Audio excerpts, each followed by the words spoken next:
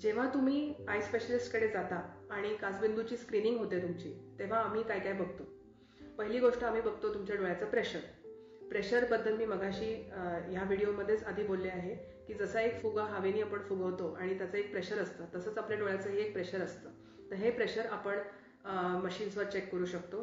त्याचं चित्र आपल्याला इथे दिसतं आहे.